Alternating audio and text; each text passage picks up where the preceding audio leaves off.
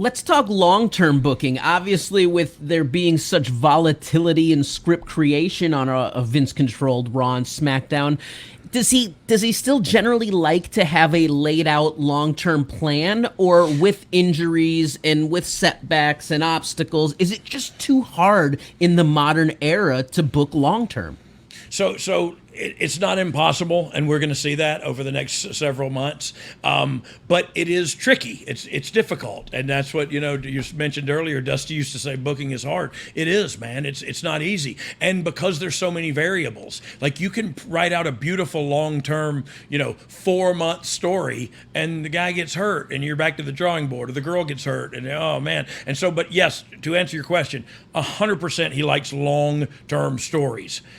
Having said that, you get into that long-term story, and after about 4 weeks of, you know what I mean? Like I remember, like if it was 6 weeks to a pay-per-view, I was like, oh Lord, how could you come up with 6 week worth of stuff? You just got to get very creative and listen to all the ideas and pick the best one. You know what I mean? Because it's wrestling, everything's been done, and it's just difficult to come up with months worth of creative that's compelling television every week, We're seeing some different fresh styles of story presentation right from the get-go of the Hunter regime with this Dexter Lumis debut, as fans, by the end of the episode, put together the little clues of these subtle things that were going on, of this car crash in the background of different interviews, and then the fans now being able to put together, oh, maybe that's who it was, and thus him getting pulled away and arrested was because of that.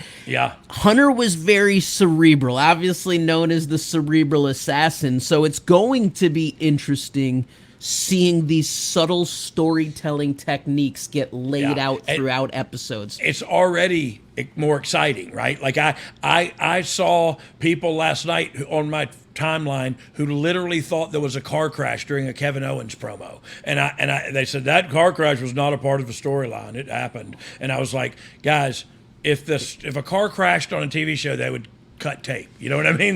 They wouldn't continue rolling. They'd go, "Is everybody okay over here?"